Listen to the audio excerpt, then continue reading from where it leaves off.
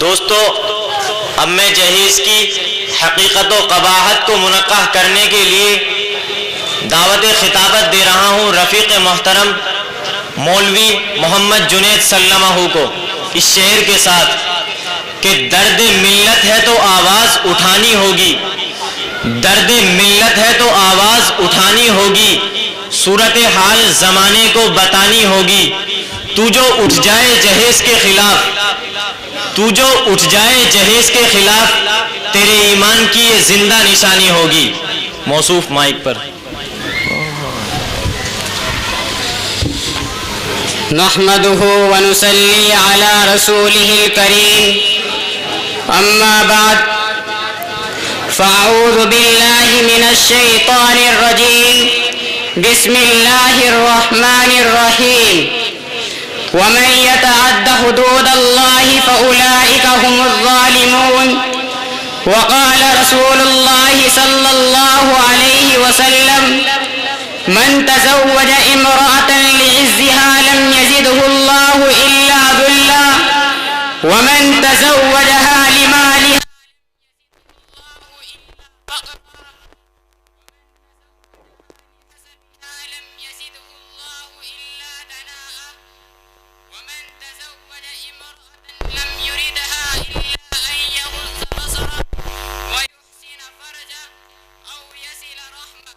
بارك الله له فيها وبارك لها فيه، أو كما قال عليه الصلاة والسلام۔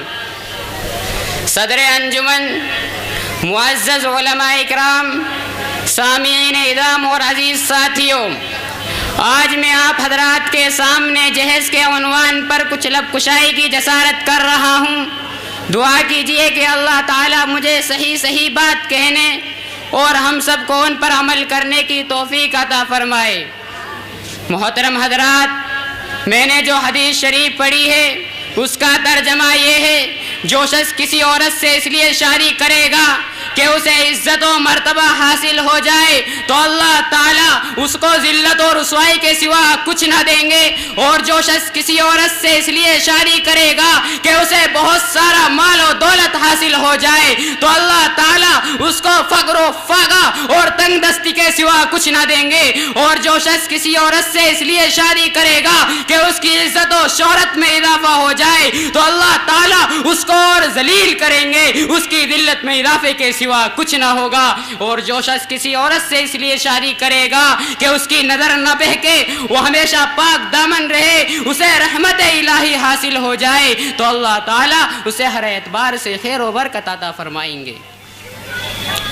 حاضرین اکرام، اس حدیث سے واضح ہو گیا کہ جہیز کے لالچ میں نکاح کرنا آدمی کو فقر و فاقہ اور تنگ دستی کے حوالے کر دیتا ہے، جہیز کی طمع کرنا آدمی کو ذلت و رسوائی کے بازار میں بیچ دیتا ہے۔ مذہب اسلام میں جہیز دینا جائز ہے مگر اس کی حقیقت کو جاننا بھی ضروری ہے۔ شریعت اسلامی میں جہیز تحفے اور ہدیے کی حیثیت رکھتا ہے۔ باپ اپنی بیٹی کو کچھ ضروری سامان دے دے تو اس میں کچھ حرج نہیں، مگر لینے والے کو اعتراض کرنے کا حق نہیں، مانگنے کا ادھیکار نہیں، سوال کرنا جائز نہیں، مگر آج اسی جہیز کے نام پر ہماری بہنوں پر ظلم و زیادتی کی جا رہی ہے، انہیں مارا پیٹا جا رہا ہے، گھروں سے باہر نکالا جا رہا ہے، بے عزتی کے ساتھ پھانسی کے پھندوں پر لٹکایا جا رہا ہے، صرف اس بنیاد پر کہ اس معصوم نے بیش بہا جہیز کے ذریعے ان کے دلوں کو خوش نہیں کیا، اس معصوم نے جہیز کی فہرست کو مکمل نہیں کیا۔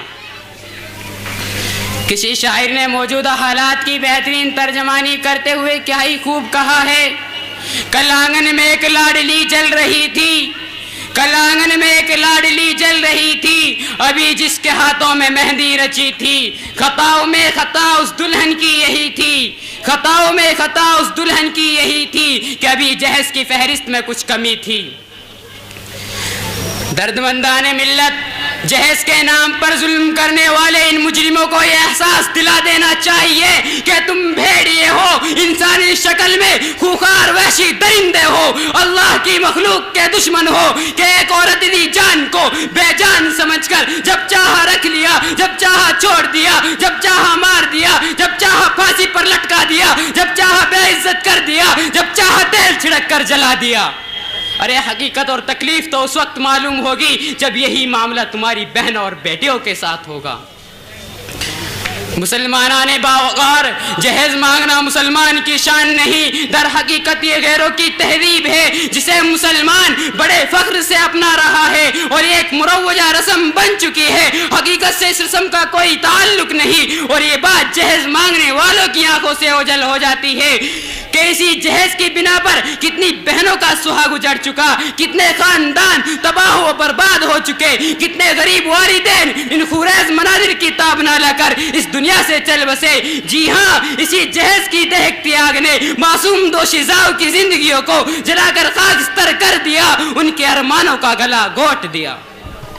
جہیز کا مسئلہ مسلم معاشرے کا ناسور ہے، ایک زخم ہے جو رشتے رشتے لا علاج ناسور بنتا جا رہا ہے۔ اسی جہیز کی بنا پر غریب والدین قرض کے بوجھ میں دبے جا رہے ہیں، اسی جہیز کی بنا پر غریب بچیوں کی زندگی اجیرن بن گئی ہے، اسی جہیز کی بنا پر اموات و فسادات میں اضافہ ہو رہا ہے، اسی جہیز کی بنا پر مفلوق الحال لوگوں کو کوئی ہاتھ پکڑنے کو تیار نہیں، اسی جہیز کی بنا پر غریب و نادار لڑکیاں کوری ہی رہ کر بیواؤں کی طرح اپنے ماں باپ کے گھر زندگیاں بسر کر رہی ہیں۔ اسی جہیز نے لوگوں کو خون کے آنسو بہانے پر مجبور کر دیا۔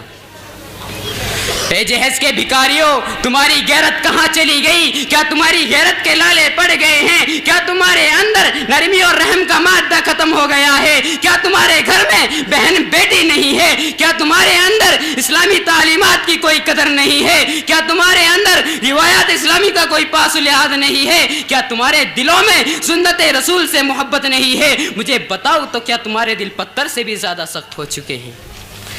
ارے ذرا غور بھی تو کرو، عورت اللہ تعالیٰ کی وہ نعمت عظمیٰ ہے جس کا مقام قرآن نے وَقَرْنَ فِي بُيُوتِكُنَّ وَلَا تَبَرَّجْنَ تَبَرُّجَ الْجَاهِلِيَّةِ الْأُولَىٰ کہا، مگر آج وہی عورت دفتروں، دکانوں اور ہوٹلوں میں غیر محرم مردوں کے سامنے دوچار ہو رہی ہے۔ مجھے بتاؤ، اس باپردہ خوشبودار پھول کو گھر سے نکلنے پر کس نے مجبور کیا؟ تم یہ کہنے پر مجبور ہو جاؤ گے کہ غریب والدین اپنی وسعت کے بغیر اس معصوم کے ہاتھ نہیں رنگ سکتے، لہذا یہ خود اپنے لیے سامان جہیز فراہم کر رہی ہے۔ پھر شادی کے چند ہی ایام بعد یہ خبر آنے لگتی ہے کہ جہیز کی کمی کی وجہ سے سسرال والوں کی زیادتی بڑھتی جا رہی ہے۔ کبھی اس معصوم دوشیزہ کو لقمہ اجل بنا دیا جاتا ہے۔ معزز سامعین، میں آپ کو فانی بدایونی کا واقعہ سنانا چاہتا ہوں۔ انہوں نے اپنی لاڈلی بیٹی کو بے پناہ جہیز دیا تھا، یہاں تک کہ اپنا گھر بھی سامان جہیز میں دے دیا۔ پھر کچھ ہی ایام بعد فانی بدایونی کو یہ اطلاع ملتی ہے کہ سسرال والوں نے مزید جہیز کا مطالبہ پورا نہ کرنے پر ان کی پیاری بیٹی کو قتل کر ڈالا۔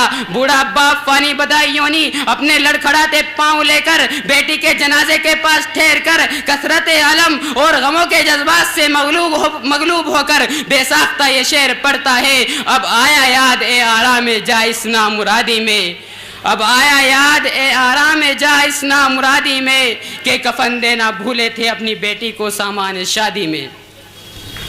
حاضرین گرامی، آج جہیز مانگنے والے اور بھیک مانگنے والے میں کوئی فرق نظر نہیں آ رہا ہے۔ دولہا یا دولہے کے گھر والے ایک بھکاری کی طرح سوال کرتے ہیں اور انٹرنیشنل فقیر بن کر فریج، فون، گاڑی اور دیگر سامان عیش و عشرت خیرات میں مانگتے ہیں، پھر اسی خیرات کو لے کر اپنے دوست و احباب میں دکھاتے ہوئے ذرا بھی شرم محسوس نہیں کرتے۔ وہ اپنی زبان حال سے کہتے ہیں یہ لڑکی والوں کی جانب سے دی ہوئی خیرات ہے جو انہوں نے بے پناہ قرض لے کر ہمیں دی ہے۔ اے نوجوانوں، تمہیں کیا ہو گیا؟ تمہاری غیرت کہاں چلی گئی کہ تم جہیز کے نام پر لڑکی والوں سے بھیک مانگتے ہو؟ خدا را نادار و کمزور لوگوں پر ظلم نہ کرو، ورنہ تمہیں بھی اپنے کیے کی سزا بھگتنی پڑے گی۔ لہذا نکاح کو آسان بناؤ اور رسول اللہ صلی اللہ علیہ وسلم کی سنت پر عمل کرو، خدا اعتمادی کا ثبوت دو اور بلا جہیز شادی کرنے کا عزم مصمم کرو۔ اللہ تعالیٰ سے دعا ہے کہ اللہ تعالیٰ ہم سب کو بلا جہیز شادی کرانے کی توفیق عطا فرمائے۔ وما علینا الا البلاغ۔ Ayé Kuch Saikin